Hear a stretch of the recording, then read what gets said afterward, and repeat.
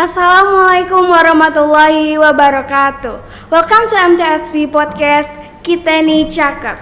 So, how are you today, guys? I hope you all doing well. And my name is Safira Ilena, and I'm from 7.5, and I'll be your host for today. For today's topic, we will talk about studying abroad. And for today's respondent, we have Raka. Raka, can you please tell us a bit about yourself? Hello, I'm Raka. I'm from 7.5 and I'm going to be the respondent of today's topic, which is going to be comparing the education here to the one there. Okay. And Raka, how do you feel to be the respondent of today's topic? I feel pretty nervous, to be honest. I've never been on a podcast before and I feel really uncomfortable when I'm talking to an audience, or let alone to a camera. So, but I guess I'm one of the few that can actually be in this topic. So yeah, I can't really nominate anyone else. It's alright, you're not the only one who's nervous here. And without further ado, let's just jump right into the topic. So, for the first questions, you've been abroad before, right? Yeah, correct. And how long did you stay there? I stayed there for about 3 years, from 2017 till 2020. And what is your most unforgettable experience? Oh, I had a lot, but this was probably the one. It was called a residential trip where every year up until 2020, year 5s and year 6s could pay a certain amount of money to go on a trip. It was like a trip to the countryside, Okay. where you would be able to do outdoor activities. These activities ranged from archery to rock climbing to tunneling. My personal favorite was orienteering, where you had to reach certain spots in a certain amount of time. Oh, that sounds exciting, and I wonder how it felt. And Raka, do you have any plan to go back? No, not really. We don't really have any plans to go back. It would take us a lot of work, and even if we did the work, it was probably still very hard to go back. Probably because of the current situations that are going on right now, and also the pandemic. Okay. Yeah. And did you feel any culture shock while you're there? No, not really. I didn't experience any sort of culture shock uh, whatsoever. Why? Because I've lived here longer than I have lived there. I lived here for about 7 years and I've only lived there for about 3 years. So, no, I didn't really experience any sort of culture shock when I arrived back here. As for when I went there, yeah, I did experience a lot of culture shock, but I forgot what type it was. But I know that I've experienced it. Yeah. So yeah. Technically, it's your hometown, right? So it will feel a bit odd if you find any culture shock and the way around. And Raka, did you ever find it difficult to communicate, like maybe some language transition between Indonesia to English or the other way around? Yeah, I definitely did have a lot of issues when I first went there. Probably because I overestimated my English skills like a lot. I only had first grader English when I was actually in third grade. So yeah, I had a really hard time communicating with anyone there. But there was this one Indonesian friend that helped me out a lot there. So he was able to help me like communicate and help me progress over time.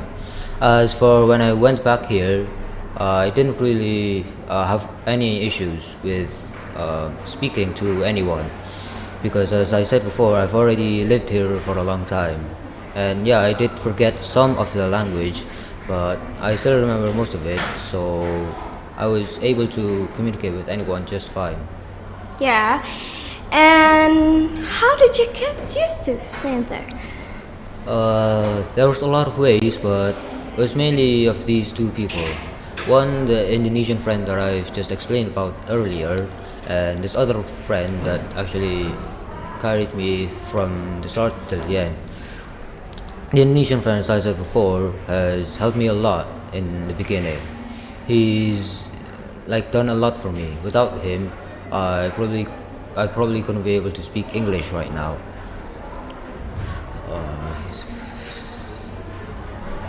Also, he's actually helped.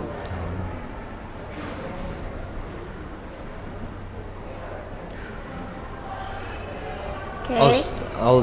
Also, the other friend, as I mentioned before, is like the other friend that was actually my only friend for like 6 months, besides the Indonesian friend.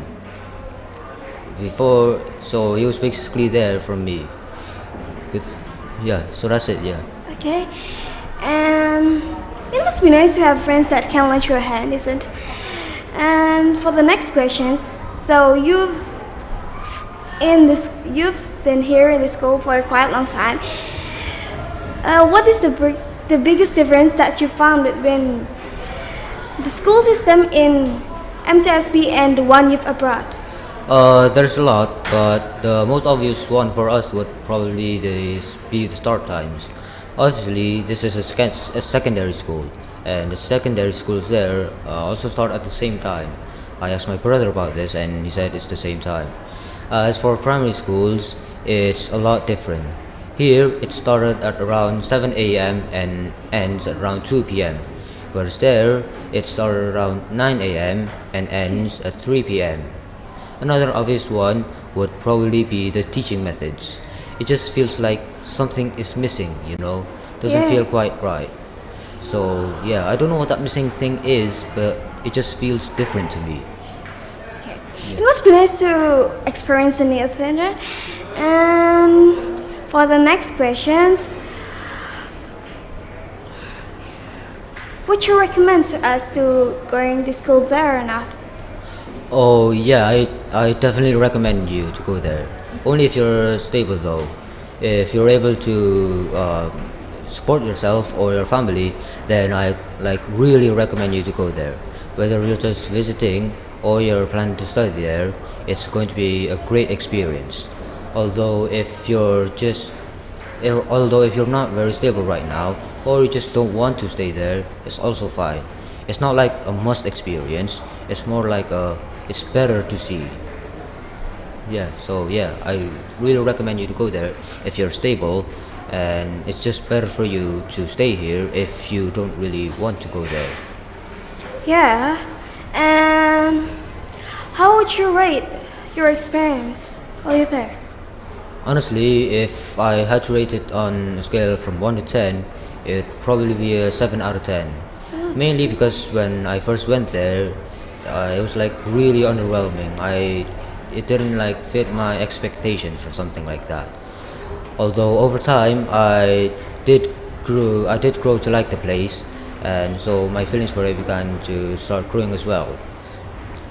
Although it's mainly the people that actually made me like the place. They're actually one of the nicest people that I've met in my life, Yeah. and without them, it probably wouldn't be a very good experience. Yeah, it must be nice to experience. And experience not coming twice, yeah? Experience not coming twice. Yeah, I don't really think the experience is going to be there again. I think that's my only chance. And Raka, it was fun to talk about your experience. And I think that's enough for today's topic. And see you guys. Wassalamualaikum warahmatullahi wabarakatuh.